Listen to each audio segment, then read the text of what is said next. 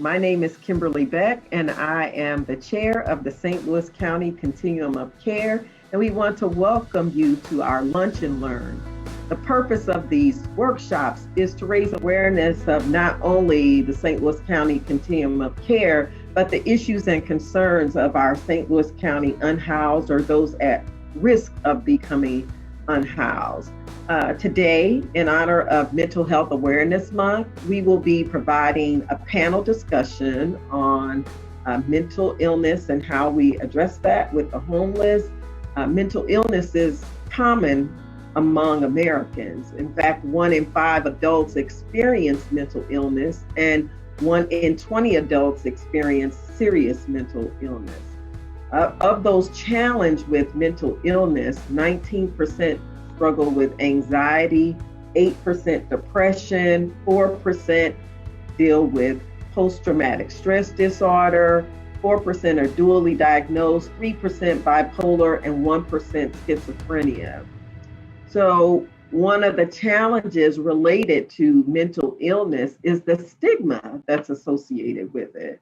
And while mental health treatment is available, such as therapy and medication and coaching for self-care, those things have made recovery a reality, but regrettably, there's usually a delay in people taking the first steps towards treatment. And sometimes those first steps can be delayed for up to 11 years from the time symptoms first present. So imagine 11 years of no treatment if someone had diabetes, heart disease, asthma, cancer, high blood pressure. If any of those went untreated for 11 years, it would be very grave. And sometimes what we see when we're experiencing those who are unhoused is untreated mental illness. And there's a lot associated with that because of the stigma, and there's guilt and shame, sometimes associated not only just the confusion and unfamiliarity with going through the process of seeking assistance. Currently, of the households that we serve in St. Louis County, 33% have a head of household with a mental illness. And we work with them to secure mental health care, public benefits, housing, and to build natural supports for self-care. We hope today's discussion will provide you with insight on how we try to destigmatize mental illness and connect the homeless to services with compassion and dignity. On our panel today is Kyle Dooley from NAMI, or the National Alliance for the Mentally Ill, Holly Nimick from BHR, or Behavioral Health Response, and Officer Thomas Crease from the Crisis Intervention Team. We thank you all for being here with us today, and we hope that everyone who has joined us will find this information helpful. Kyle, can you open up the discussion for us? Sure, I would love to. Thank you for the introduction. So yes, I am privileged to work for the National Alliance on Mental Illness, or NAMI St. Louis. And my job with them is to organize and help facilitate all the crisis intervention team programs. So I am going to share my screen. I have like 8 slides that I want to share to kind of explain, for those of you that aren't familiar with what CIT or the Crisis Intervention Team is, to kind of give you an overview briefly of what it is and who we train and what we do. So our goal with this is to kind of pull it all together with the 3 of us, with Holly and Officer Crease, that we can give you kind of the perspective of the benefit of the program in the St. Louis area and how we all work together for that collaboration to treat those with mental health disorders that live within our community, especially those that live within our community that have law enforcement contact. Because ultimately we want that to be a positive contact instead of a negative one. So the CIT program is a collaboration, a partnership between our behavioral health organizations, mental health organizations, developmental disability organizations, hospitals, and of course, law enforcement. Pretty much every law enforcement agency in the St. Louis area participates in the CIT program and are a member of our council. Our council, comprised of all of those individuals, get together bi-monthly to work on not only creating a better CIT program, but we also have the time within those council meetings to put all of the minds together if we have a tough case with an individual within our community that we're all dealing with on a regular basis, so we can kind of continue that continuum of care for that person. So it is a partnership. It couldn't be done without the partnership that we have. Not just one organization could do this program. There are about 135 instructors in the St. Louis area that help me facilitate 30 to 34 CIT courses in a 12-month period. So that partnership's important. And of course, Holly and Officer Crees are a part of that. So that's really what it is. Where did it start? CIT is not new. It actually started from an unfortunate incident in Memphis, Tennessee, where a 27-year-old male subject armed with a knife, his mother called 911 for police assistance. And when the officers arrived, he was stabbing himself and charged at the officers with an edged weapon. And unfortunately, within 30 seconds of their arrival, he was shot and killed. The community did not accept it very well. He was very well known within the community. And some of you probably have an individual similar to who he was, the person that walked around and acted strangely. He was well known within the grocery stores and the hospitals and the police department. Everybody knew him and knew that he had a mental health condition. So people were very upset that something wasn't done differently, that there wasn't, de-escalation used or a less lethal option or something. So Memphis Police Department developed the Crisis Intervention Team Program, or CIT as we refer to it as, and they did their very first training course in 1988. Since then, the CIT program has grown internationally. A lot of areas still use the Memphis model of CIT created in 1987. In the St. Louis area, we changed to what we refer to as the Missouri model of CIT, which is taught to all CIT officers throughout the entire state. It's the same curriculum for the most part, with the exception of 8 hours that can be changed around. So that's kind of where it was. It came to us in St. Louis. We borrowed it from Kansas City in 2002, and we held our very first course in 2003. Since then, in the 7-county area that NAMI St. Louis serves, which I believe is pretty much the same as BHR, St. Charles, Lincoln, Warren, Franklin, Jefferson, St. Louis County, and St. Louis City, we have trained just over 6,400 first responders, law enforcement officers. So 6,400 individuals have been trained in that program. So there are quite a few CIT officers in the area. The purpose of the training is a win-win theory. We want to have a good outcome when a CIT officer encounters someone in a mental health crisis. We know as police officers, which prior to this, I was a CIT officer as well, but we know that there are a lot of individuals, and the very first time they end up in crisis could be a law enforcement response. So therefore, we want to get that individual connected to mental health services. Our purpose is also to keep them out of our criminal justice system if it's a behavior because of their illness, and we can get them connected to services rather than take them to jail for maybe a petty crime like trespassing or failing to comply with a lawful order because they're not understanding what the officer's saying because they're in crisis. So we teach a lot of different things. De-escalation is one of them. I'll kind of breeze through the core curriculum for you in a few seconds and show you what it actually is. CIT officers, to become a CIT officer, go through a 5-day-a-week. We have one going today. There's 34 new CIT officers, or will be at 5 o'clock today. But we have a 40-hour training course.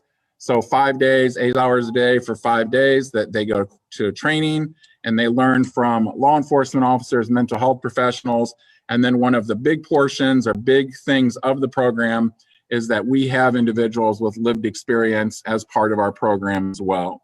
So in the course of the 40 hours, they will meet anywhere between 6 and 8, sometimes 9 individuals that live with severe mental illness.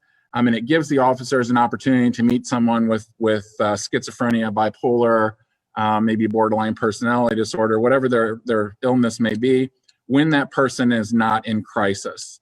So the officers can ask those questions of those individuals that they've always wanted to know, like, what is it like to hear voices? They can ask that rather than trying to ask those questions to someone when they're in crisis. So quite a few hours of it are spent meeting people with mental illness. That is our stigma part, or to reduce stigma. We want to reduce it. And I can promise you with all certainty, by the time the officers get through the 40-hour program, their minds have changed on the stigma of individuals that live with mental illness. One of the things that they learn really quick through this program is that the stuff that they learn in the 40 hours could not just be used in their personal career or in their career, but also in their personal life, as mental illnesses are common among law enforcement officers as well. So as I said, CIT has spread to over 3,000 law enforcement agencies around the country. They actually teach CIT in Canada and South Africa, all over the place. So it's very well known. This is kind of the course schedule. This is actually the class that's going this week to kind of just give you a brief idea of what is actually taught. So we do an overview of mental health disorders, and we also do aging and youth interventions. We talk about substance use and co-occurring disorders. They learn about medications. We have an autism portion. There's actually a couple hours of autism in there, even though we know it's not technically a mental illness. But we still find it very important because officers deal with a lot of individuals who live with autism. So we go with suicide intervention, which Holly does and is fabulous. We do hospital procedures, kind of teaching them what to do when they take someone to the hospital. And then we do a site visit portion where we have Easter Seals Midwest and Independence Center in St. Louis come in and talk to our people and teach them about what clubhouses are and what services are available in the community. So the next 2 days of the course, we do an officer point of view. So we have a CIT officer come in and share their experience of how the program has worked. A big portion of our program is community resources, where the officers learn about those organizations that they didn't know about before. So Mental Health America, Behavioral Health Response, of course, NAMI St. Louis, and then we talk about other facilities within the area as well. We do a lot of wellness in our program for officers. So we do have peer support programs, and officer wellness is a part of it because we want police officers to take care of themselves just the same. We added trauma-informed care a couple of years ago, which has been a hit. Holly does that for us as well through BHR. And, that's an important topic that wasn't included. That's just kind of one of the examples of what a CIT council does to make the program better for people. De-escalation is a big portion. There are 4 hours on Thursday and then 2 hours on Tuesday. So a total of 6 hours that really kind of deal with de-escalation and how to handle individuals in a crisis. At the end of the day today, and as I said, there is a class going right now. The officers are actually at the academy, and they will be going through 4 hours of role play. Those role plays will be done in a simulator. Because of COVID, we can't do them in person, but they will have 4 hours of role play where they encounter individuals, de-escalate the situation, and then tell us what resources they're going to utilize that have been brought up throughout the class. This is a picture of the CIT pin. Officers go through the program. They wear this. It's not that big because if it was, no one would wear it. But they wear that on their uniform. It is like 1 inch circle. So if you see an officer that has that, they have been trained in the crisis intervention team. And we ask for people to look for the CIT pin. We also ask that people ask for CIT officers when they call either emergency or non-emergency lines for police assistance with a mental health crisis. Sort of how CIT is in the state of Missouri and how it's expanded. We are one of the top leaders in CIT in the country. I'm proud to say that, and anybody a part of this program is proud to say that. We have CIT pretty much everywhere. So as you can see, 2014, that is the beginning when we hired, or the state hired the Department of Mental Health hired an expansion coordinator. And in 2014, they started that position. It was a lieutenant with St. Louis County Police Department. It is now a detective with Perry County Sheriff's Department who goes around the state and promotes the CIT program. So 2014, the blue areas are areas that have CIT. The yellow are expansion sites, which means they're thinking about it or they're starting it. but maybe they haven't held the course yet. And the white areas are areas that did not have CIT. If you look at the map on the right in 2020, you can see quite a difference. Almost the entire state is either yellow or blue, which we are very proud of. There are currently 9 counties in the state of Missouri that do not have CIT, and those counties are very rural areas that don't have a lot of mental health services within their areas. So it's harder for them to buy into it because they're driving, 1-2 hours to take somebody to a mental health center. So it has expanded greatly. We are very proud of that. The expansion is unbelievable. There are 34 CIT councils in the state of Missouri. And I think when I got involved in CIT in 2012, there were like 7. So 34 is an awesome thing. Benefits of the program, 70% decrease when it comes to officer-involved injuries with dealing with individuals in crisis. And that number flips around to also say 70% decrease of individuals injured that are in the crisis. So it has worked to decrease injuries for both law enforcement and individuals in crisis. It is also, officers are recognized for going above and beyond with yearly banquets. Less individuals are being arrested for victimless crimes like peace disturbance and, as I said, failed to comply. And decrease the liability for healthcare issues in the Department of Corrections. So the suicide rate has dropped because officers are recognizing someone in a crisis and getting them to a hospital rather than taking them to the Department of Corrections. Also, cost savings, because we know it's very expensive to treat someone with a mental health condition, and a lot of them are uninsured. Contact information, I'll put it in the chat box. I won't leave it here. And that is all that I have. That was a lot. So.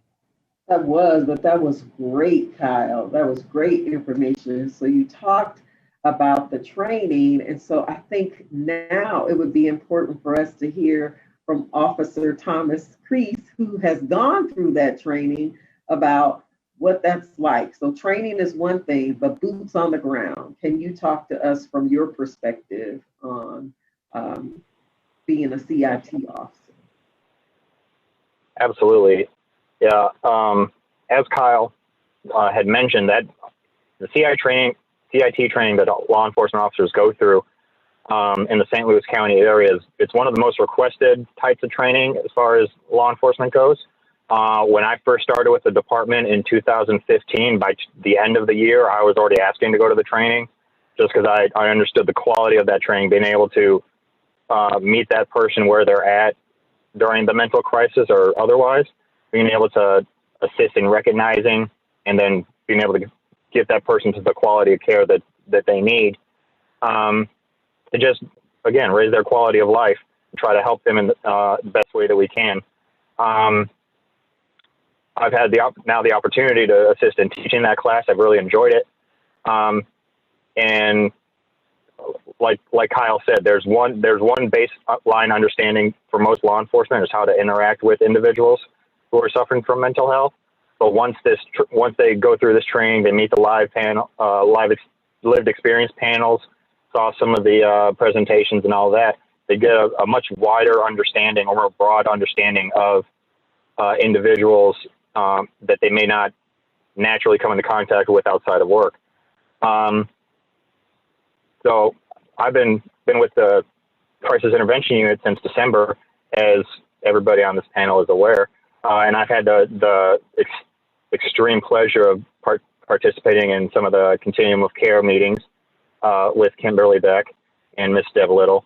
And the wealth of knowledge and information provided by that organization and the multitude of other organizations there in the realm of mental health and homeless outreach and all that has just been eye-opening, and it's been great.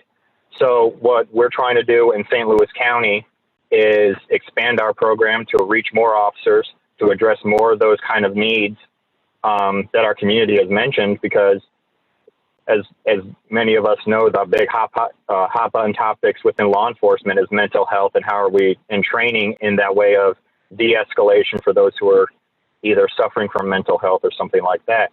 And CIT and this type of training has really answered that call, and obviously trying to market and make that known to the rest of the country and citizens in general is obviously the most beneficial for the community as a whole.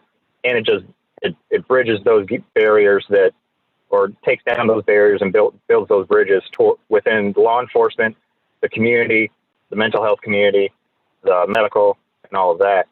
My area of emphasis within the St. Louis County Crisis Intervention Unit is homeless outreach. And as Kimberly had mentioned, there's a wide population that both suffers from mental illness and also is associated with the unhoused population.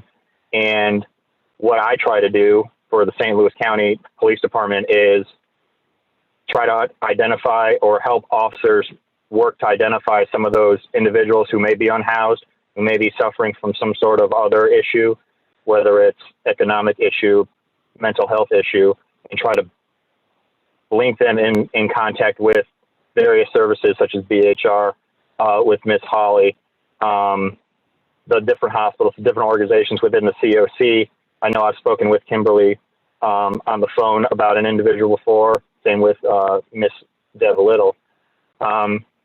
Essentially what we're just trying to do is create a force multiplier type model as far as information on how to better assist those who are unhoused, not only those who unhoused, but those who are also suffering from mental illness. And Kyle brought up the good point of if we're able to use that diversion of mental health court or get into the hospital or get in that kind of treatment, we're able to mitigate the incarceration rate for those smaller crimes. And one of the things I try to emphasize in the CIT class and to the department as a whole is, while we may look at as a societal norm of panhandling, sleeping outside in public, or anything else that you may identify as an activity of a homeless, unhoused person, to us that's a criminal matter, but to them that's a life-sustaining activity. So whether they're just trying to raise their, take care of themselves physically, mentally, or emotionally, and if we were to address their underlying issues or problems, the hospital, or getting that kind of treatment, we're able to mitigate the incarceration rate for those smaller crimes.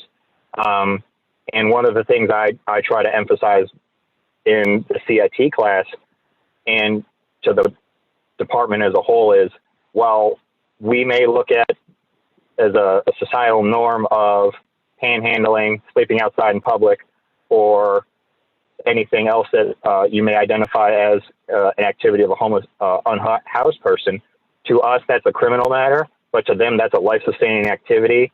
So whether they're just trying to raise their, take care of themselves physically, mentally, or emotionally, and if we were to address their underlying issues or problems in a productive way and to benefit them outside of the revolving door of incarceration, that's obviously the ultimate goal of both the CIT program, NAMI, the CoC, BHR, and law enforcement as a whole. That idea of community policing and assisting those individuals the best we can is obviously the ultimate goal.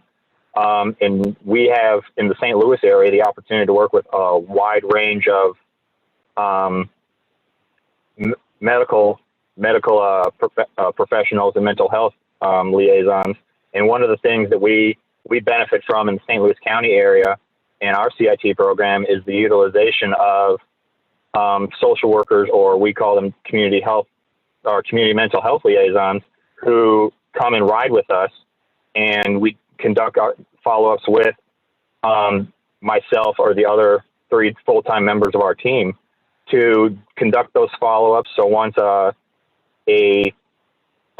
street officer comes in contact with somebody who appears to be suffering from a mental health crisis, they provide them the assistance of trying to get them to a facility to help with that crisis, and then send a report over to our office to then provide that follow to ensure that that person benefited from that experience, to identify some of their needs, and if need be, in coordination with our community health, mental health liaison, help facilitate further assistance as far as that goes. And we have the pleasure of having Holly on this call as well. And she has been working with us for a very long time, both in the CIT training course and also with assisting those within our community as well. So I'm going to let Holly take it from there, kind of talk about some of the cool kid stuff she gets to do. And to brag on Holly a little bit, the two pieces of training that she does provide, particularly the trauma-informed care that she taught yesterday and prior, is usually one of the more popular blocks of instruction, just because it provides further perspective for individuals that trauma can lead to a wide variety of underlying problems within our community as far as mental health or otherwise. So she does great work. And Holly, I'll let you take it from there. Well, thank you, Officer Crease. Yeah, it's really exciting to do the trauma-informed care for CIT. It's something I find that the officers really respond to. They're a population of individuals that understand trauma, right? They've experienced it, they get it. And when you explain what happens in the brain and what happens in the body, they understand it. You know, it clicks and it makes sense. So, training officers is one of my most favorite things to do. And at BHR, we have the opportunity to partner in multiple ways with the CIT program and with police departments. One of the ways that we do that is through the Strengthening Missouri initiative, which was signed back when Jay Nixon was governor. One of the things that he recognized was increasingly people were calling 911 in mental health emergencies. Someone was suicidal, they didn't know who to call or where to take them, and so they would call 911. And ever increasingly, police were being asked to respond to these calls and get on scene and recognize that they are not trained mental health professionals and need some additional supports in being able to support the community. And so the governor created the CMHL program, the Community Mental Health Liaison, which is master level mental health professionals, and officers are able to access them directly. So they don't have to call a crisis line, they don't have to call an agency, they can just call the CMHL assigned to their area and be able to either meet with the individual in the community on scene or request that they follow up to get them linked to services. And so at BHR, we received a CMHL position about 4 or 5 years ago, and she did so fantastic, Lisa Flamion, that she has been promoted out of the position. So we are desperately in search of a CMHL. So if you're interested or know anyone who is interested in working for BHR and specifically with the department as the CMHL does, please check out our website and apply. We're desperate to get somebody good in there and keep going on this great work that we do. So there are 31 CMHLs in the state right now. There are 5 that currently work within St. Louis City and St. Louis County. BHR also serves as a backup to the CMHL program. So if an officer needs to reach their CMHL and the CMHL is unavailable because they're on another call or because it's after hours or it's a holiday or they're just not available, they can call BHR, and BHR will automatically initiate a CMHL report. We'll get the information from the officer and make sure to send it to the CMHL so the CMHL can follow up. If it's more urgent than that and they want someone to respond immediately, then we're able to send one of our mobile outreach team members. Now, COVID has kind of changed our mobile outreach team. We have been doing mobile outreaches via Zoom right now. They're virtual. We do plan to go back to actual out in the community mobile outreaches, but we're expecting that will be around July 1st. We need to get more people hired and trained and in there to be able to provide that service at this point. COVID was rough, right? It was a rough year. It was a rough year on all of us. So we're working to build our staff back up to have the capacity to provide that. It's a great program when mental health professionals are partnering with CIT officers. We find that when BHR is involved on those calls, we're able to divert from the hospital about 75 to 80% of the time. And that's keeping a lot of people out of the hospital that don't necessarily need to be there, and providing support to officers to make sure they're comfortable with the outcome and feel that everybody has maintained safety as well.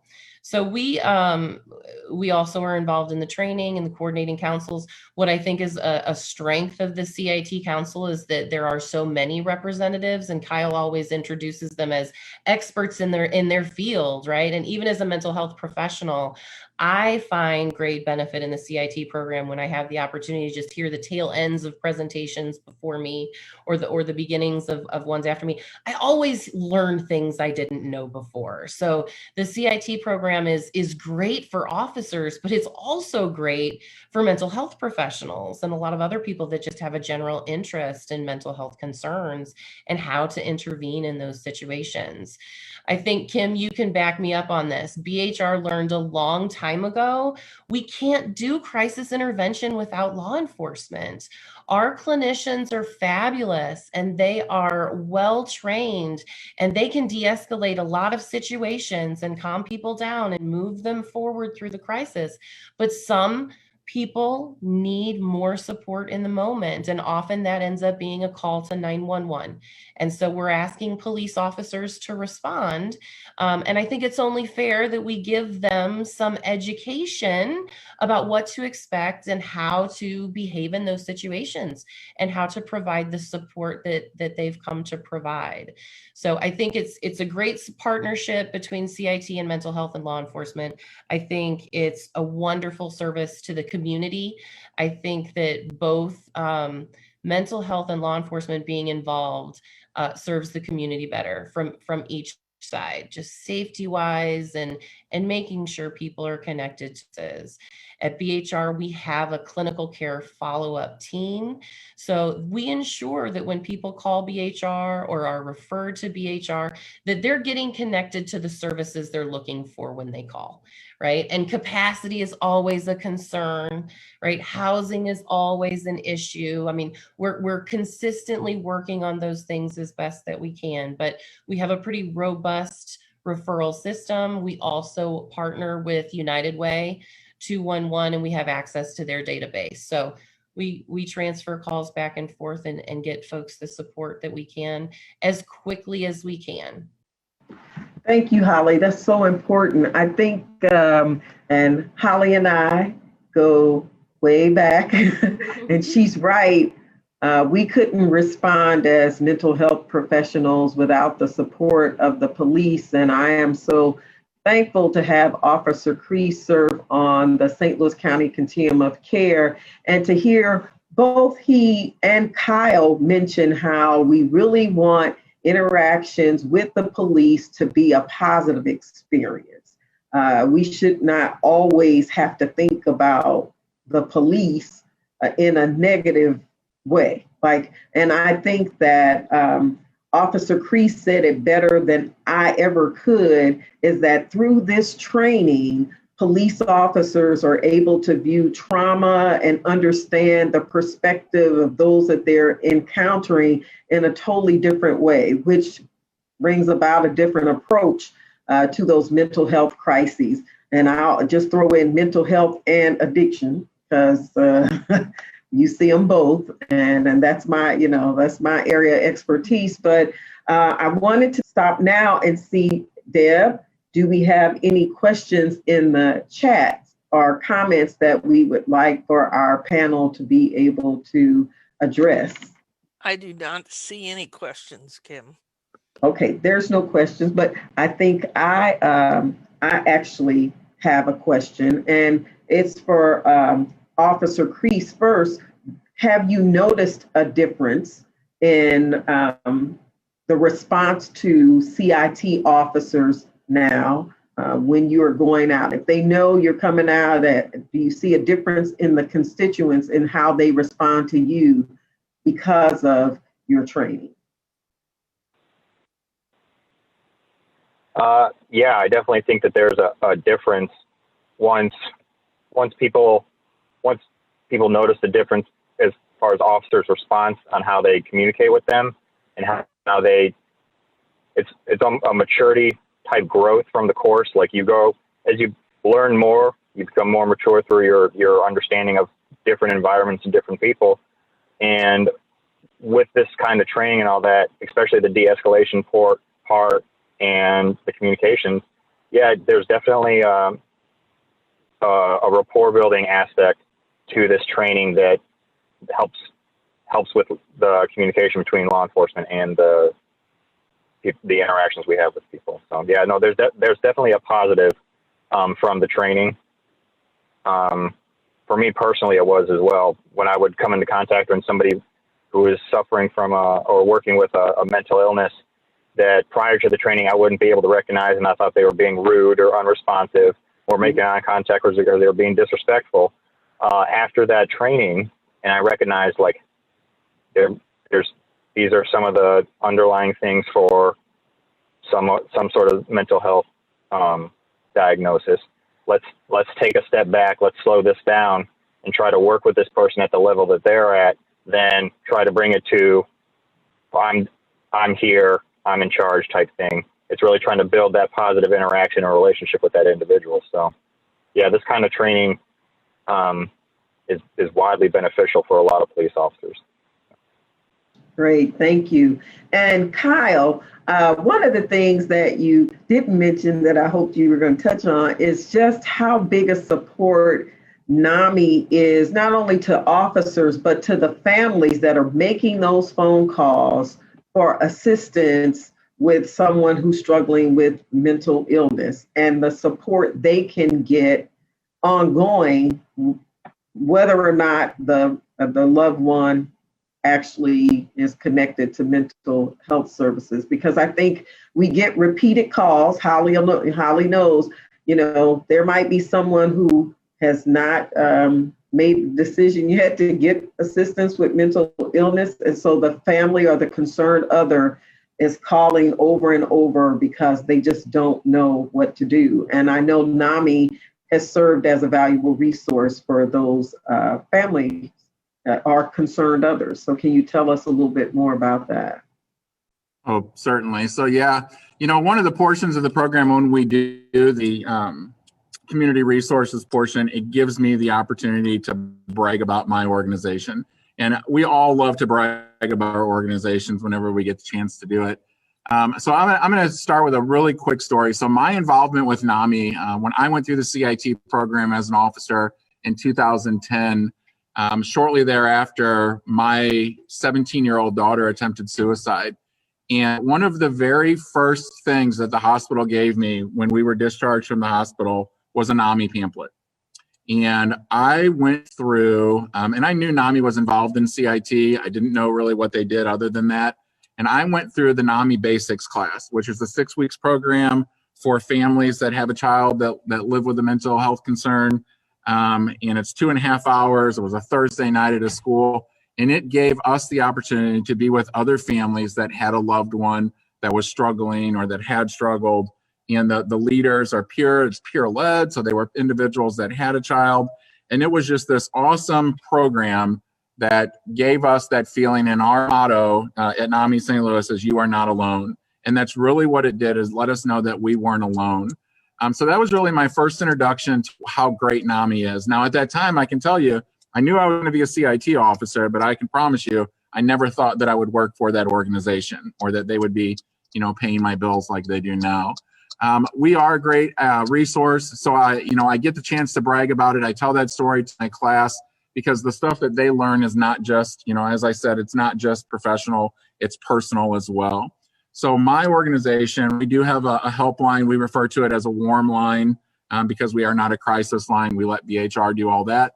But we refer people to mental health services in the St. Louis area.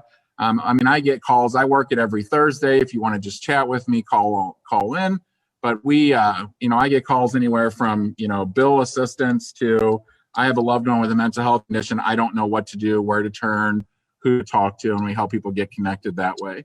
The cool part about NAMI St. Louis is that we are nonprofit. We are grant funded. We do a walk every year and a gala every year.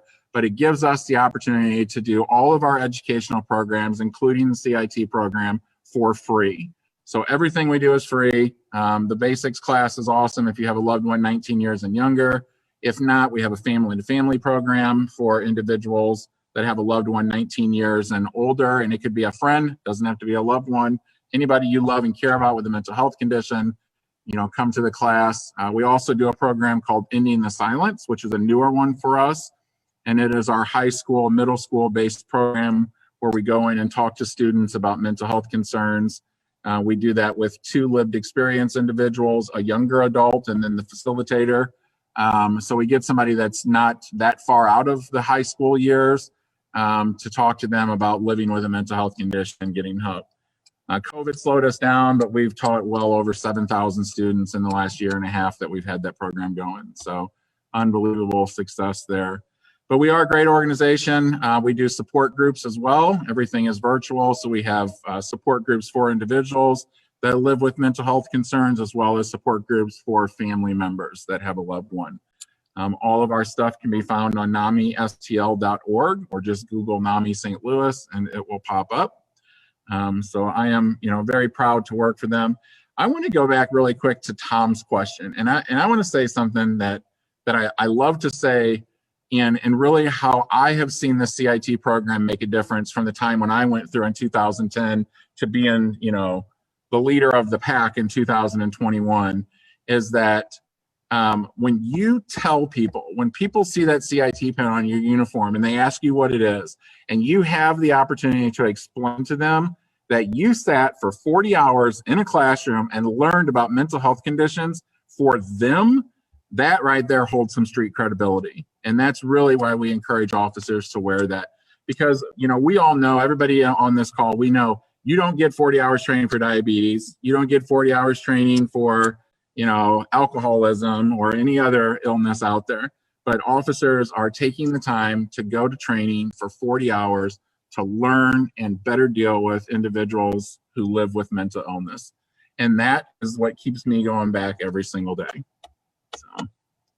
Awesome. Thank you for that. Yeah, thank you. You're right. A commitment to learning about mental illness. And I don't think that really everybody understands that when they call and ask for an officer, that they can specify that they would like a CIT officer because it is a situation that involves mental illness. And I think, hopefully we'll get to a day where they won't even have to, because every officer will be trained in CIT. But right now, I think everyone should know you can request a CIT officer.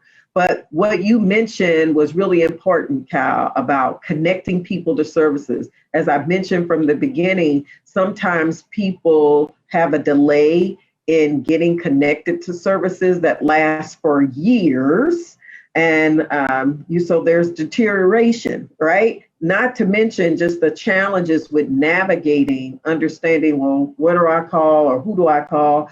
But I know that Holly and the team at BHR do a great job with that. So Holly, just tell us, I know you said you try to get them in as fast as possible, but tell us a little bit about how you go about connecting those who need mental health referrals to services.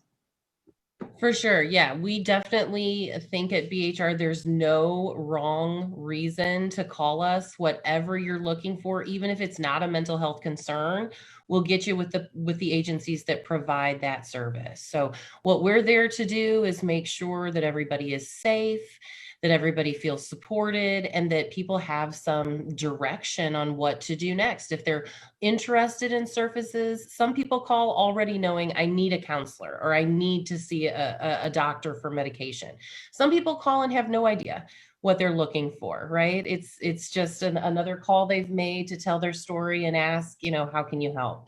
So we do our best to get them connected to services. We can speak with them over the phone.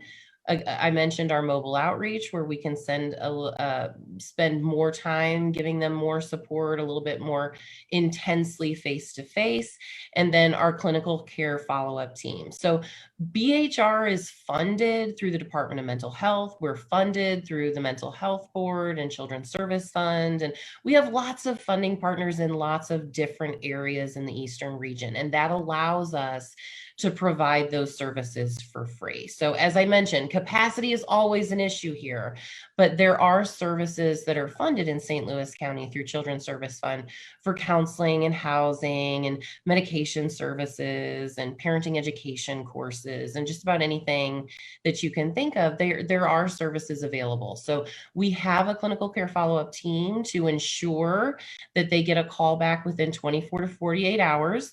And that's just to make sure that they were connected to that service. Sometimes our clinicians are helping conference those calls and schedule an appointments and supporting in that way. We're able to determine whether or not they're showing up to their appointments and whether they were accepted for services. So that way our clinical care team can get back in touch, right? So if they don't get connected to services where we refer them to, we have some other options and can provide some additional supports. So fortunately, the data shows us that most often when we don't get people connected to services, it's not actually that the services aren't available. It's either we couldn't get in touch with them after, for follow-up, or they've declined the service. So while capacity is always going to be an issue, there are lots of services that are available for free or for very affordable care. So we believe that there should be no barrier in getting people connected to behavioral health services. So we work to make sure that we minimize any barrier that we can at BHR. Absolutely. And BHR services are available 24 hours a day, 7 days a week. There's always a master's level therapist that answers the phone, very high quality. It can be anonymous. You don't have to give your name if you're uncomfortable doing that because you're exploring your options. But we just want people to know about this jewel in our community. Please reach out to BHR. And you know what? We probably should be putting your number in the chat. Deb, are you able to put her number in the chat? The chat isn't going to show up on Facebook, but we can certainly No, put it I'm on saying, Facebook. can we put it on the Facebook chat? That's Yes, the chat I was absolutely. talking about. Yes. That chat. And so, Holly, if you'll give her the number, because I don't want to mess up and give the admin number because I'm on the inside. Yeah, we appreciate that. Yeah, you can reach BHR at 314-469-6644. Or if you're calling for a youth 19 and younger, you can reach us at 1-844. Hold on, I gotta maximize this. Old eyes. Okay, 1-844-985-8282. That's for 19 and younger. The first one is for everybody else. But again, no wrong reason to call BHR, no wrong number to call BHR. You're getting BHR either way. Our clinicians will figure out what is the best program, what serves your needs the best, what meets your needs. We'll get it all worked out. Right. And if you're a concerned other, you can call and ask questions so that you can be provided with direction on resources for those you care about. You just don't have to be the person experiencing the mental health crisis. You can be a concerned other. So, Deb, are there any questions in the chat for us? There are not, Kim. Okay, so I'm going to ask for final thoughts from our panel. Kyle, do you have any final thoughts? You should never ask Kyle to talk because he loves to do it, and everybody knows that. But I just want to say thank you so much for allowing me to be here today and spread the word on CIT. Once again, the collaboration, through all of the mental health organizations in the St. Louis area are what really make the program. Even though, I am the one tasked with scheduling it. It couldn't be done without the assistance of a lot of different people. So with that, if there's ever any questions about CIT, I would highly encourage anyone that's on here to talk about it to someone and spread the word. And as Kimberly said, or maybe it was Holly, I don't know which one, if you have a loved one in crisis, please ask for a CIT officer when you call for law enforcement assistance. So thank you. Thank you. Officer Crease, your final thoughts. I'm going to say my appreciations I appreciate you guys letting me come out and talk real quick about what we're trying to do as a department and as a career field, is trying to address those issues of mental health, or in my area, homelessness, and the work with the COC and with BHR and CIT has all been beneficial, and the collaboration that we've been trying to build it's been great, and I think we got a lot of good things looking forward to in the future. Awesome. Thank you for all you do. I think you rock. And Holly, your final thoughts. I think the only thing I would add is that St. Louis County and St. Louis City Area Council, St. Louis Area Council, which includes St. Louis City and St. Louis County, have a coordinating council where agencies or community members are welcome and encouraged to attend. It's an opportunity where we sit around and we discuss things that happened. If an officer took someone to the hospital and it wasn't a smooth process, we talk about what went wrong, what can we do better. So it's an opportunity for agencies to improve processes. It's an opportunity to improve systems and coordination. And anybody is welcome to attend those. So thanks for having me, Kim.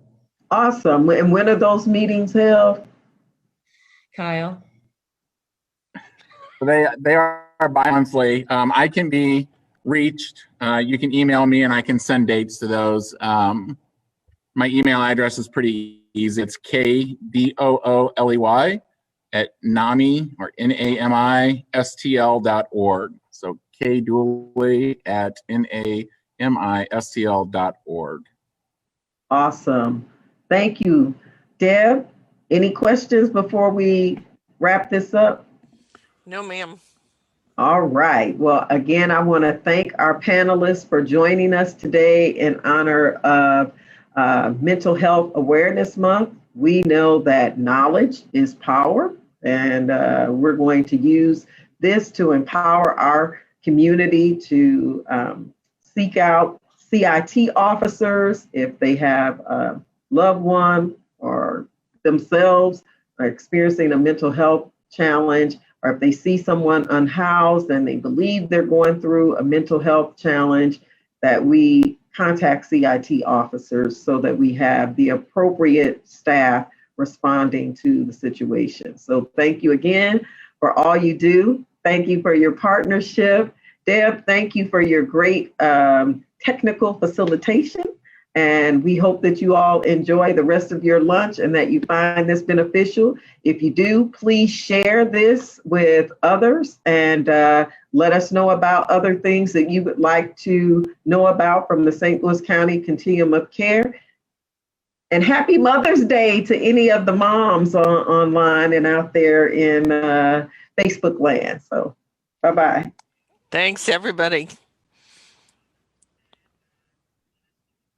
Bye.